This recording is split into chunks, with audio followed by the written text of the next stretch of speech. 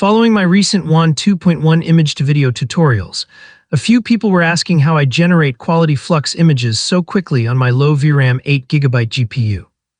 If you haven't watched those tutorials yet, then they're certainly worth taking a look at.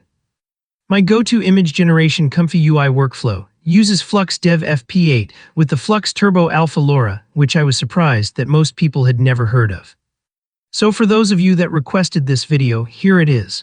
A quick comparison and install tutorial to get you generating high-quality Flux images faster on low VRAM GPUs.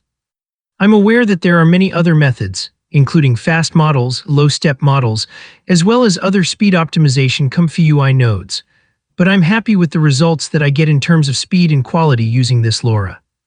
These comparison images were all generated with my 8GB GPU. The images on the left were generated using the basic Flux Dev FP8 workflow. And the comparison images on the right all use the workflow with Flux Dev FP8 with the Flux Turbo Alpha LoRA hooked in. The Turbo Alpha images on the right give about a 55% faster generation time, with really no noticeable differences in quality. The comparison images do tend to be slightly different in composition, and sometimes the non-LoRA images have finer details, but many times I actually prefer the Turbo Alpha results, but that's a personal preference. The faster generation times are mainly achieved because the LoRA only requires 8 sampling steps, as opposed to the normal Flux Dev 20 to 30 recommended steps. For one-off image generations, the difference between a 23-second and a 53-second image generation time is not really a big deal. But when you move up to batch image generations, or have a really low VRAM GPU, then that time difference starts to add up and becomes a more significant issue.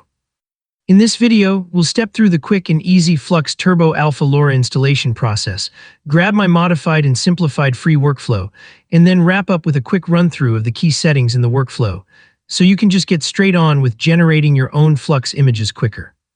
If you've already been generating images with Flux, then you'll probably already have most or all of the files and models that we need for the workflow. If this is the case, then you can just jump straight past those sections of the video. I'll be running through everything on a Windows PC, using ComfyUI Desktop, running an 8GB GPU, 80GB of RAM, and an SSD. The first step is to download the Flux Dev model that we want to use. The Flux Turbo Alpha LoRA was trained based on the Flux Dev model, so it's recommended to use a dev model. We'll open the FP8 Flux Hugging Face page in our browser. If you want to use any alternative Flux Dev model, and not an FP8 one, then you can, and any will work with the workflow that we'll download, except for the all-in-one checkpoint models. There's a number of FP8 formats. For our purposes, we will download the Flux One Dev FP8 E4M3FN format, which is the default one that we use in the workflow. We'll click the download file icon to the right of it. We'll save the file in our UNet folder. Okay, that's the Flux Dev FP8 model done. On to the next step. The second step is to download the clip-L text encoder. We'll open the Flux text encoder's Hugging Face page in our browser. There's only one clip-L text encoder. We'll click the download file icon to the right of it. We'll save the file in our clip folder. Okay, that's the clip text encoder done. On to the next step. The third step is to download the T5 text encoder.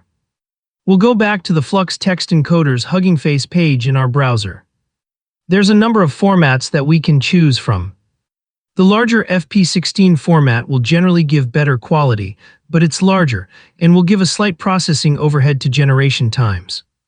It will work perfectly fine with smaller GPUs though. There's also two FP8 format text encoders. The FP8 scaled format is slightly larger than the standard FP8 simple format, but is closer to the FP16 format and tends to give better quality results.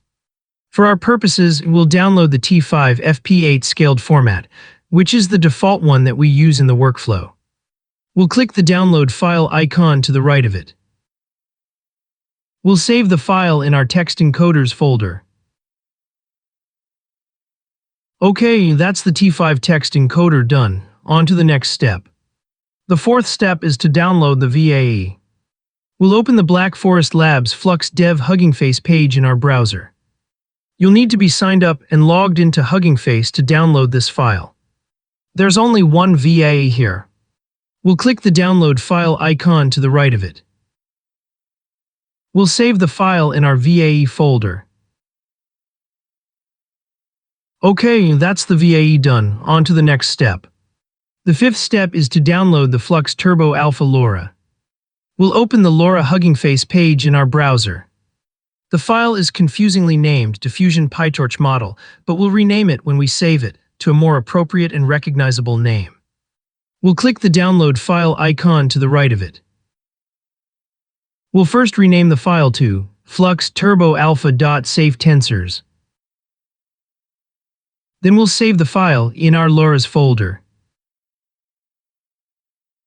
Okay, that's the Flux Turbo Alpha LoRa done. On to the next step.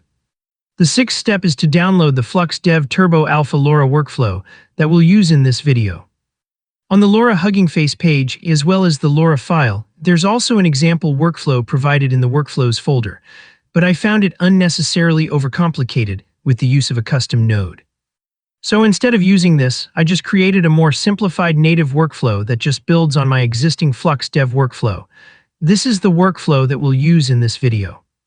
We'll open the workflow page in our browser, then we'll scroll down a bit. We'll click the workflow download button.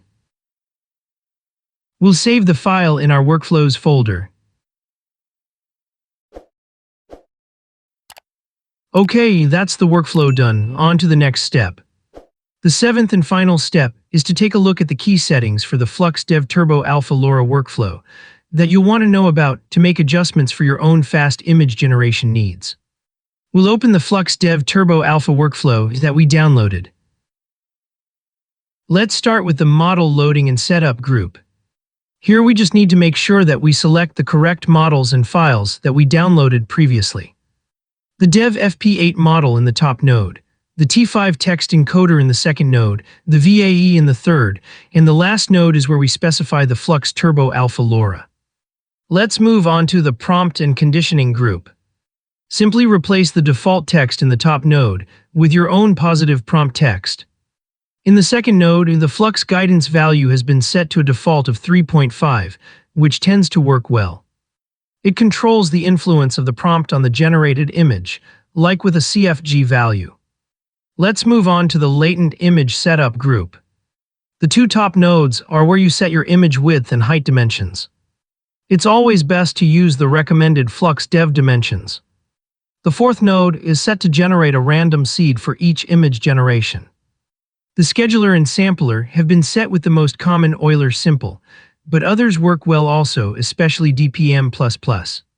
Finally, onto where the magic and speed happens with the Turbo Alpha LoRa, with the number of sampling steps. The default is set to the LoRa required number of only 8, instead of the normal 20 to 30 steps for Flux Dev models. Okay, that's the key settings for the workflow done, and everything covered for this Flux Dev Turbo Alpha LoRa ComfyUI tutorial. Hope you found this video helpful, and I'll catch you in the next one.